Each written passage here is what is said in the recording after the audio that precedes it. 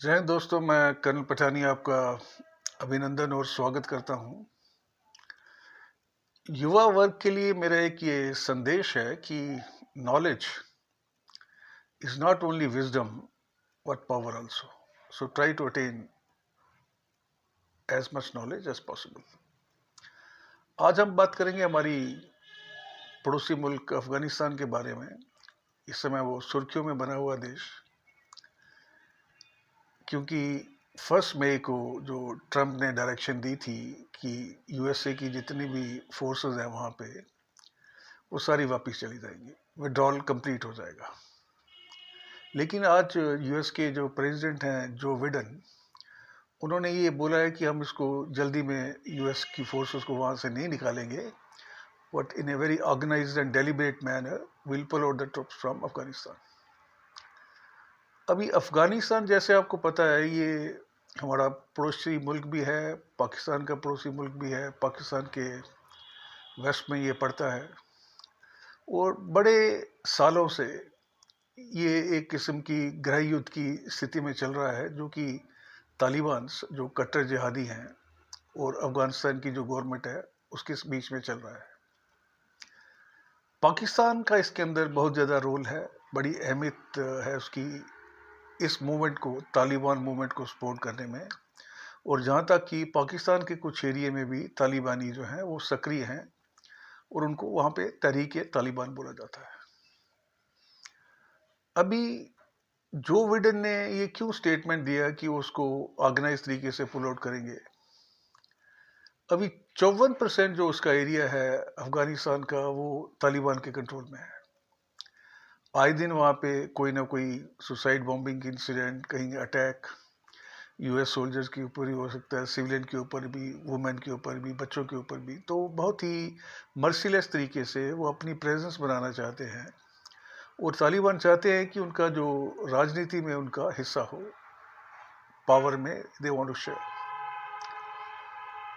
अभी जहाँ तक हम बात करते हैं कि यूएसए वहाँ पे गया क्यों, यूएसए इसलिए वहाँ पे गया कि वो अलकायदा का जो उनके जो उस समय के 96 में तालिबान के जो मुखिया थे मुल्ला उमर और अलकायदा के जो बॉस थे, उनके बीच में बड़ी घनिष्ठता थी और यूएसए को ये लगता था कि डेमोक्रेसी को साथ भी खिलवाड़ किया जा रहा है। तो उन्होंने नेटो कंट्रीज़ के साथ मिलकर तकरीबन 1 लाख की फोर्स जो है 2001 में वहाँ पे आई थी और 20 साल से अभी सिचुएशन चल रही है, blow hot and blow cold. अभी अगर यूएसए वहाँ से विड्रॉ कर लेता है तो वहाँ पे एक बहुत बड़े नरसंहार की आशंका है, जिसके अंदर काफ़ी लोगों की जान जा सकती है। और अफगानिस्तान की गवर्नमेंट जो है और उसकी सेना, वो इस पोजीशन में नहीं है कि वो तालिबान को कंट्रोल कर सकें, and more so when Pakistan is actively supporting the Taliban. अभी पाकिस्तान ये चाहता है कि उसका जो दबदबा है, उसका जो वर्चस्व है, वो वहाँ पे बना रहे।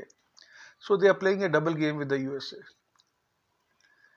और यूएसए से इन्होंने लाखों बिलियन डॉलर इस चक्कर में एज ए एड भी ले लिए to crush the Taliban through the Pakistan. But अगर पाकिस्तान उनको सपोर्ट नहीं करता तो शायद यूएसए इस समय पूरी तरह से तालिबान को एलिमिनेट कर देता। अभी सवाल ये है कि हमारा जो इंडिया का है वहाँ पे क्या रोल है। अफगानिस्तान इंडिया के लिए बहुत इंपॉर्टेंट है और वहाँ की जो पीस है वो इंडिया के लिए बहुत ज़्यादा इंपॉर्टेंट है, क्योंकि अगर ये तालिबान के जितने भी मिलिटेंट्स हैं या मुजाहिदीन हैं, अगर ये आउट ऑफ जॉब हो जाते हैं तो इनका रुख जो है वो कश्मीर की तरफ आ सकता है और पाकिस्तान ये चाहेगा कि ये हर हाल में हो।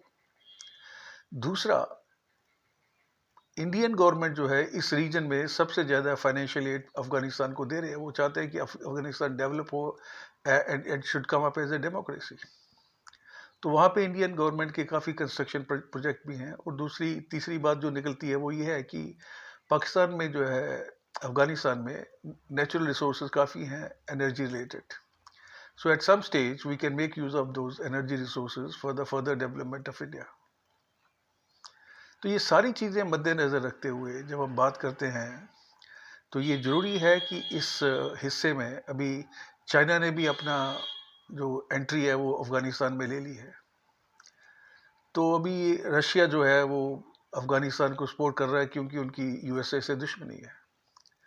तो ये सारी चीज़ें कहाँ जाके ख़त्म होती हैं और कैसे ख़त्म होती हैं, और इस हमारे साउथ एशिया की जो पीस है वो किस हद तक अफेक्टेड होती है, सारी चीज़ें डिपेंड करेंगी कि अभी अफ़गानिस्तान में जो हाल वो किस करवट लेते हैं। Thank you very much. May God bless you.